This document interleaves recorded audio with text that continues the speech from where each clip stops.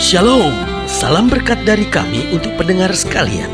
Saat ini pendengar akan diberkati dengan program Hari Ini Harinya Tuhan bagian yang ke-8. Sebuah program rohani tentang doktrin Alkitab yang menolong kita untuk semakin tertanam dalam kebenaran firman dan bertumbuh dalam kemuliaan. Bersama hambanya, Pendeta Gilbert Lumwendo, STH. Banyak orang merasa doktrin Alkitab sebagai sesuatu yang membingungkan. Tetapi tahukah saudara bahwa doktrin Alkitab intinya adalah memahami Alkitab dengan benar, dengan pemahaman yang sistematis, sehingga kita terus dapat tertanam di dalam kebenaran firman, sehingga kita terus bertumbuh di dalam kemuliaan Allah. Buka hati saudara sekalian untuk menerima berkat-berkat firman-Nya hari ini. Saya percaya kekristenan bukan sekedar agama, tetapi saya percaya kekristenan adalah kehidupan. Nah, mungkin saudara akan berkata bahwa kenapa kekristenan bukan agama? Yang pertama karena kita percaya bahwa agama adalah upaya manusia untuk mencari Allah. Tetapi kekristenan percaya justru sebaliknya, bahwa bukan kita yang mencari Allah, tetapi Allah yang mencari dan menyelamatkan kita. Lalu kita juga mengerti bahwa agama adalah membuat segala sesuatunya tidak kacau, dari kekacauan. Lalu bagaimana kita berusaha supaya tidak kacau. Tetapi kekristenan percaya justru sebaliknya, bahwa di tengah kacauan dunia ini, maka Allah memberikan kepada kita hati yang baru, sehingga apa yang terjadi justru di dalam Kristus kita dapat menjadi terang, kita dapat menjadi saksi, sehingga bukan hanya kita membuat tidak kacau, tetapi kita membawa kemuliaan bagi nama Kristus karena Dia yang bekerja di dalam kita. Lalu yang ketiga, kenapa kekristenan bukan sekedar agama? Karena agama dimulai oleh pendirinya, dan ketika si pendiri atau penyebar agama ini mati dan ajaran agama tetap berjalan, maka agama itu dikatakan mulai hidup. Nah, tetapi kekristenan justru berbeda. Ketika Kristus mati, orang lain melihat ada orang-orang yang cara hidupnya berbeda dengan orang-orang dunia, tetapi hidup seperti Kristus. Lalu mereka mulai mengejek kumpulan orang ini, dan mereka menyebut sebagai orang-orang yang hidup seperti Kristus. Makanya disebut Christian atau orang-orang yang hidup seperti Kristus. Itu sebabnya kekristenan bukan sekedar agama, tetapi kekristenan adalah kehidupan. Ada banyak orang yang agamanya Kristen, tetapi hidupnya tidak sebagai orang Kristen. Tetapi saudaraku yang kasih dalam Tuhan, yang paling penting dalam kehidupan kita, bagaimana kita hidup seperti Kristus, yaitu hidup dalam kebenaran, hidup dalam ketaatan, hidup berjalan seturut dengan firman Tuhan. Dan waktu kita hidup sebagai orang-orang Kristen, kita hidup sebagai pengikut-pengikut Kristus, kita hidup sebagai orang-orang yang menjadi satu dengan Kristus, maka saudaraku yang kasih dalam Tuhan, disitulah kita lihat kuasa, anugerah, kemuliaannya terpancar di dalam kehidupan kita. Haleluya. Selamat datang dalam program kita hari ini, Harinya Tuhan, sebuah program rohani yang kembali mengingatkan kepada kita betapa pentingnya kita menjadikan firman Tuhan sebagai dasar keseharian hidup kita. Karena selama kita jadikan firman Tuhan sebagai dasar keseharian hidup kita, langkah-langkah ke depan kita penuh dengan kepastian, kemenangan, berkat, mujizat, dan perkara-perkara yang besar. Haleluya. Dan dalam program ini memang kita sedang membahas tentang hidup orang Kristen. Nah, saudaraku yang kasih dalam Tuhan, ini menarik untuk kita bahas karena ada banyak orang pikir hidup sebagai orang Kristen itu yang penting kita pakai kalung salib. Loh, saudaraku yang kasih dalam Tuhan, kalung salib baik untuk mengingatkan kepada kita, bukan sekedar show off. Oh, ini loh, saya orang Kristen loh, saya pakai kalung salib loh. No. Tapi itu untuk mengingatkan kepada kita bahwa hidup Kristen itu memikul salib. Waktu kita ingat salib, kita takut berbuat dosa. Kadang-kadang ada banyak orang yang pakai kalung salib tapi tetap jadi istri piaraan. Ada banyak orang yang pakai kalung salib tapi tetap hidup dengan perzinahan. Ada orang yang pakai kalung salib tetap lakukan hubungan seks sebelum nikah. Ada orang yang pakai kalung salib pergi ke tempat judi, jadi bandarnya lagi. Saudara-saudara, saudaraku yang kasih dalam Tuhan, berarti kita diingatkan. Apa artinya saya pakai kalung salib? Artinya saya ingat Yesus sudah mati buat saya, berarti saya takut berbuat dosa.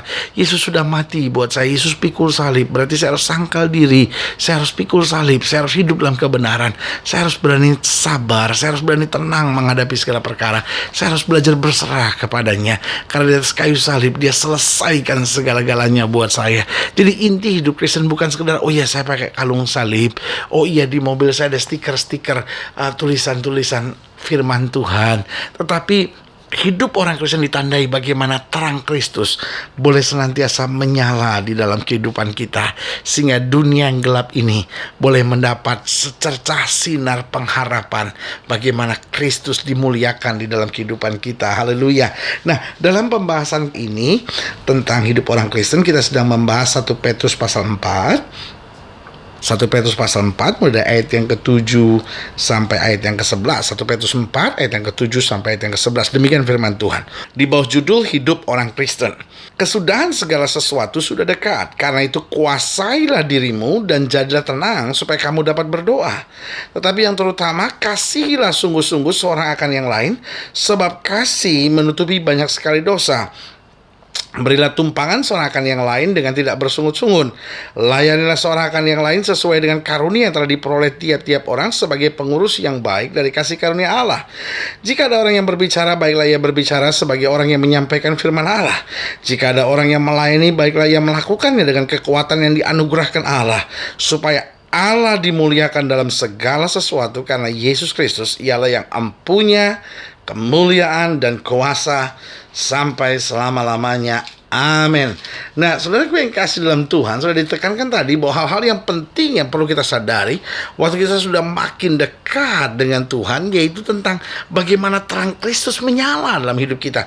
Bagaimana kita bukan sekedar, oh ya saya percaya kepada Kristus, tapi hidup sebagai orang-orang yang percaya kepada Kristus. Nah, dalam ayat bacaan ini, Petrus menjelaskan kepada kita bagaimana kita hidup sebagai orang Kristen.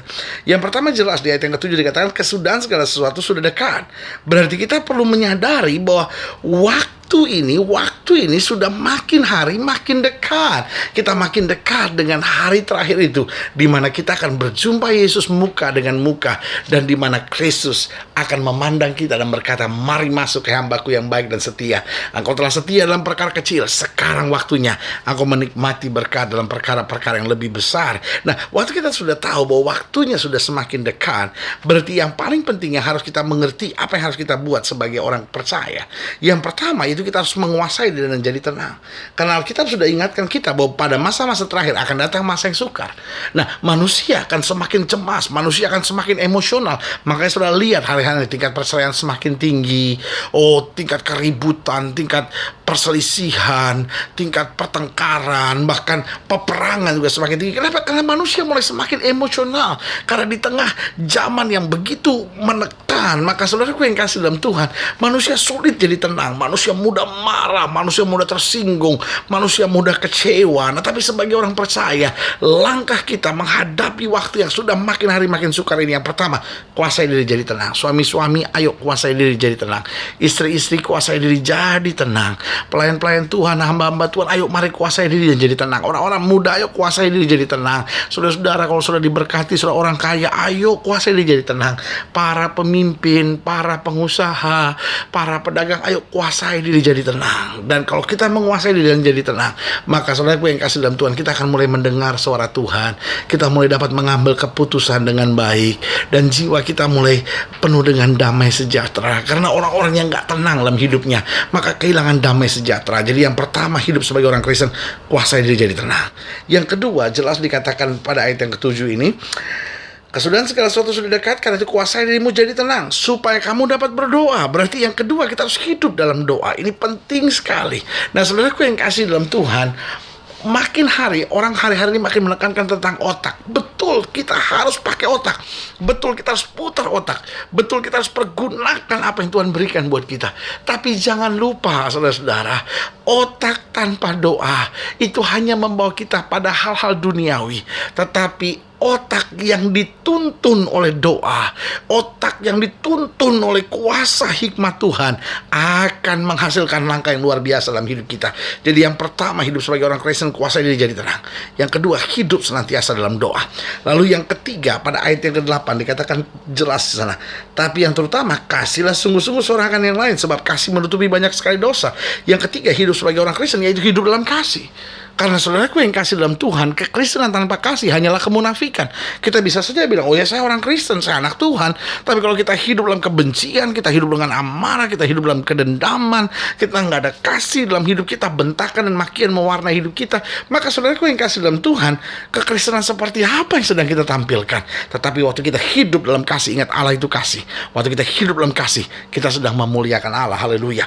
Yang keempat, apa artinya sebagai orang Kristen? Bagaimana hidup kita? Ayat yang ke-9 jelas dikatakan, berilah tumpangan seorang akan yang lain dengan tidak bersungut-sungut. Perhatikan, tidak bersungut-sungut. Nah, saudaraku yang kasih dalam Tuhan, dengan bersungut-sungut, kita tanpa kita sadari akan makin jauh dari Tuhan. Tapi dengan mengucap syukur senantiasa, cabut sungut-sungut dari dalam hidup kita, maka yang kita rasakan adalah sejahtera senantiasa di hati kita. Haleluya. Yang kelima, bagaimana hidup sebagai orang Kristen? Ayat yang ke-10 bilang apa? Ayat yang ke-10 bilang, layanilah seorang akan yang lain sesuai dengan karunia yang telah diperoleh tiap-tiap orang sebagai pengurus yang baik dari kasih karunia Allah. Berarti yang kelima, yaitu hidup dalam pelayanan. Miliki hati hamba, karena Alkitab bilang, orang yang mau merendahkan diri akan ditinggikan Tuhan. Orang yang meninggikan diri akan direndahkan. Suami-suami ayo punya hati melayani. Istri-istri punya hati melayani. Ayo pemimpin-pemimpin punya hati melayani. Ayo orang-orang muda punya hati melayani. Waktu hati kita penuh dengan sikap mau melayani, Alkitab jelas berkata apa? Yesus datang bukan untuk dilayani, tapi untuk melayani. Karena waktu kita punya hati untuk melayani, maka senantiasa kemuliaan Tuhan dinyatakan. Dan yang keenam, yang terakhir, ayat yang ke-11 tegas sekali bilang apa di situ? Jika ada orang yang berbicara, baiklah ia berbicara sebagai orang yang menyampaikan firman Allah.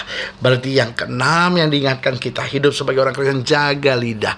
Jaga lidah kita, jaga lidah kita. Alkitab bilang hidup dan mati kita dikuasai oleh lidah kita. Alkitab berkata barang siapa yang tidak bersalah dalam perkataannya, dia sempurna di hadapan Tuhan. Berarti saudaraku yang kasih dalam Tuhan, Tuhan ingin kita jaga lidah kita. Lidah kita harus memberkati, lidah kita harus memberi kekuatan, lidah kita harus senantiasa menyampaikan firman Allah.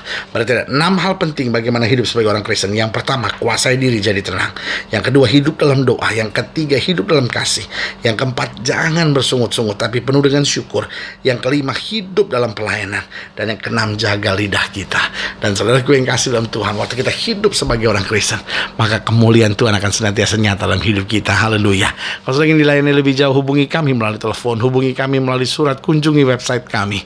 Karena kami ada untuk membawa Bapak Ibu Saudara senantiasa lebih dekat pada Tuhan dan mengalami kasih kuasa mujizat yang luar biasa. Haleluya. Secara khusus melalui program ini saya juga mau berdoa buat setiap saudara yang sakit, setiap saudara yang berbeban berat. Karena kita percaya bahwa bagi Allah tidak ada perkara yang mustahil. Nah, saudara-saudara yang ingin didoakan boleh taruh tangan kanan saudara di dada. Dan kita berdoa. Mari kita berdoa. Bapa, dalam nama Yesus, hamba doa buat yang sakit, hamba doa buat yang berbeban berat, hamba doa untuk setiap mereka yang sedang menghadapi penderitaan, kesulitan. Bapak, hamba percaya bahwa bagi Allah tidak ada perkara yang mustahil. Tolong kami semua supaya kami bukan hanya percaya kepada Yesus, tapi kami hidup sebagai murid-murid Kristus yang membawa terang, membawa damai, membawa sejahtera dimanapun Tuhan tempatkan kami. Di dalam nama Yesus kami berdoa. Haleluya. Amin. Saudara gue yang kasih dalam Tuhan, kita sudah berdoa. Ingat, Allah tidak pernah lalai menepati janjinya. Inilah saatnya buat kita untuk bangkit bersemangat, bersuka cita dalam menghadapi segala perkara. Karena kita tahu bersama Yesus kita cakap menanggung segala perkara. Doa saya menyertai saudara, dan jadikan hari ini harinya Tuhan. Haleluya.